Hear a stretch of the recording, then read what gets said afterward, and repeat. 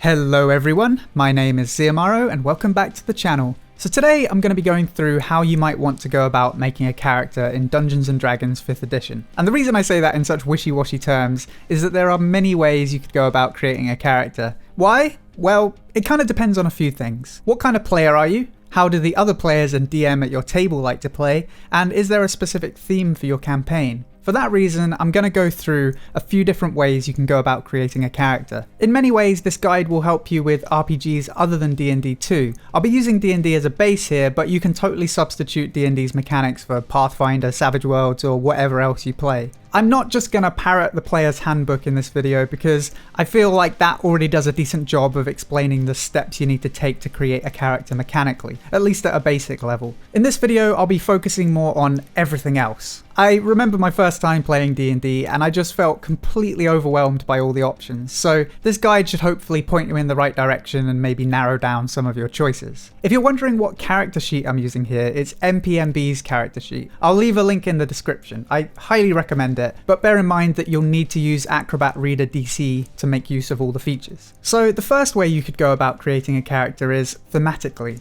This is one of my favourite ways to create characters, and for a beginner I would recommend creating a character this way over all others. And I think at the vast majority of tables this will be the best way to go about it even if you are experienced. And for that reason I'll spend a little more time on this one than the others. So what do I mean by creating a character thematically? Well, essentially, you want to just completely ignore any in-game mechanics for a second. And this is where it might be helpful if your table runs a session 0, so your DM can explain what you need to know about the world you'll be playing in. Once you know the setting, you can start thinking about what kind of character you'd like to play in that world. For example, in a high fantasy setting, you might decide that you want to be an infamous bard who travels from town to town, paying the bills by performing at local taverns and maybe stealing a few things along the way, and then moving on to the next town before the townsfolk catch on. That gives you a good starting point. So from this example, you'll obviously want to start with the Bard class, and I think the College of Whispers makes sense here. You're a bit of a grey area guy, what with all the stealing, so it would stand to reason that you might use what information you learn from the townsfolk to blackmail them out of more money. And that kind of gives you a hint at what alignment you'll be. Certainly chaotic, and then you could either go for good or neutral depending on why you're doing all this stealing and extorting.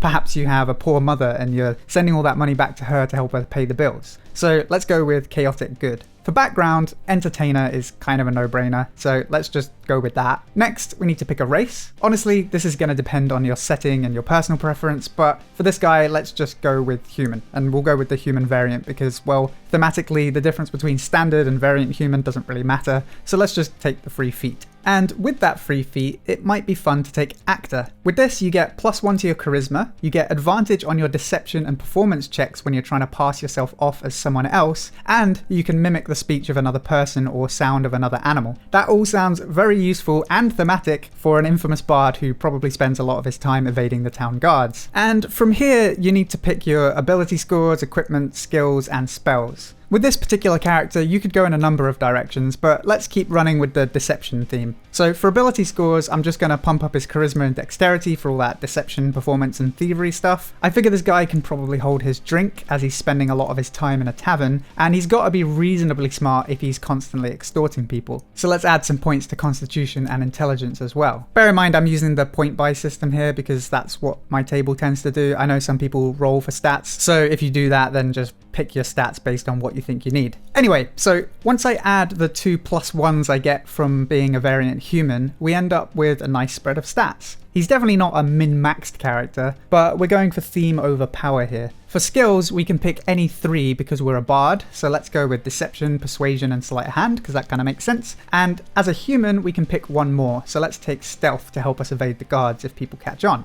Next, let's pick some spells. For the cantrips, I'm going to go with Minor Illusion for a bit of trickery and Vicious Mockery because, let's face it, we're going to need to fight at some point. And for our spells, we'll take Charm Person, Disguise Self, Dissonant Whispers, and Silent Image. That gives us a decent spread of damage, utility, and flavour. Finally, let's sort out our equipment. Now, a bard can choose from a rapier, longsword, or any simple weapon. We'll just go with the rapier here because it has some finesse to it, not just mechanically, but thematically too. In addition, all bards start with leather armor and a dagger. You can also take a diplomat's pack or an entertainer's pack.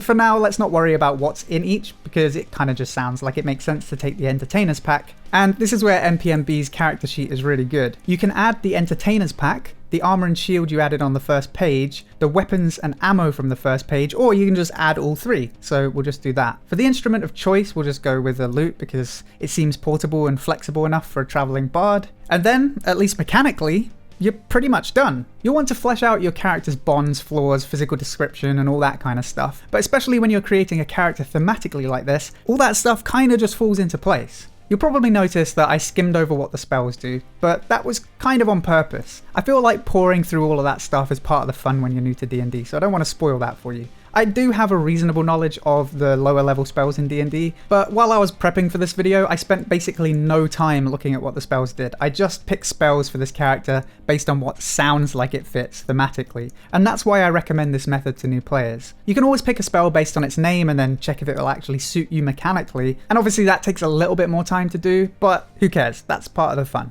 And I know that sounds kind of simple, but that's basically how you create a character this way. So I won't be spending as much time on the other ways to create a character, I just wanted to do at least one from start to finish. So even if you haven't read the player's handbook yet, you get the idea of the process. So the next method I want to look at is the absolute polar opposite of the first. Optimized characters. This is something you need to be a little careful with for a few reasons. It's quite natural if you've played video game RPGs first that you would think you need to create a character that's as powerful as possible. Many great video game RPGs almost require you to min-max your character to complete certain content. D&D is kind of different in that regard. It really depends on the table you're at, but a good DM will usually balance encounters around the overall strength of the party. But problems can arise when a few players are min-maxers and the others aren't.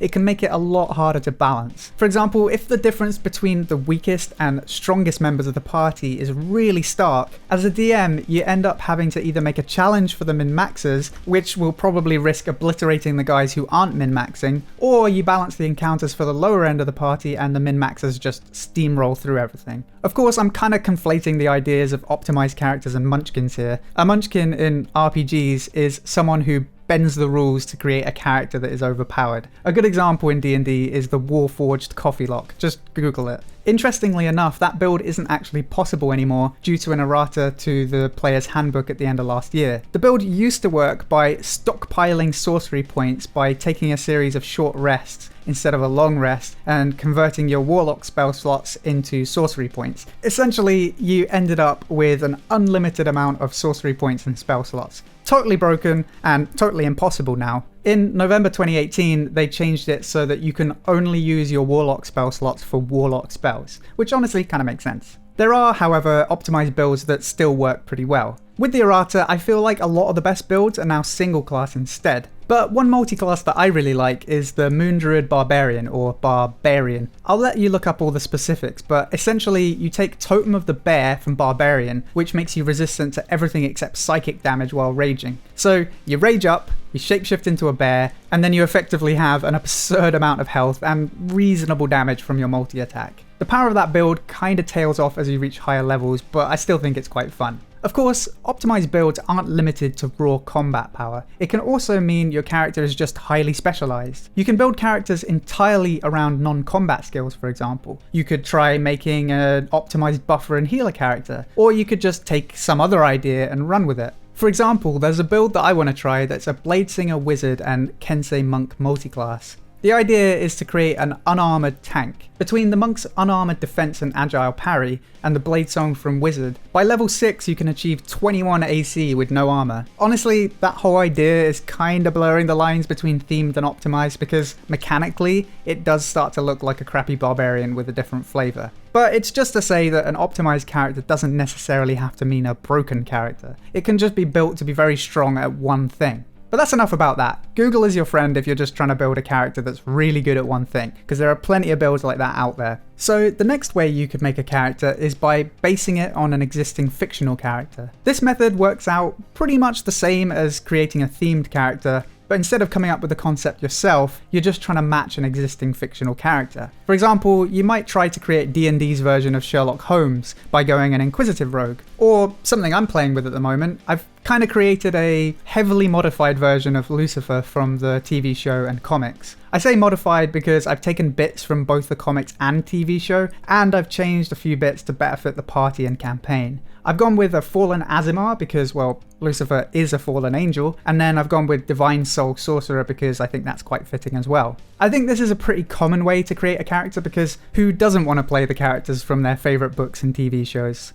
It's always fun to play original characters too, but don't feel ashamed of basing your character on a well-developed concept. Now, the final way we're going to look at is for the good of the team. If you do a session 0, it will give you and the rest of your table a chance to build a party of characters who complement each other well. In 5th edition D&D, honestly, you can kinda have a mix of anything and it will probably work, but it's never a bad idea to have someone who can heal a bit, someone who can get into the fray and take some damage, and someone who can deal some damage. Sometimes you'll end up with a party where everyone can do a bit of all three, but other times you might find that your party is missing something crucial. Going back to my Lucifer concept, my party was kinda missing a tanky character. Pretty much everyone else had like, I don't know, 14 AC or something, so for that reason I took a couple of levels of Paladin so I can wear some better armor, get into the fray and take a hit or two. He's now pretty far from an optimized character and straying further and further from Lucifer's character, but I'm still totally happy with the concept I've ended up with, and I've helped fill a gap in the party as well. Sometimes your party just needs someone to take a certain role, so be a good guy and try and fill in the gaps. Now, I'm sure there are many other ways you could go about creating a character,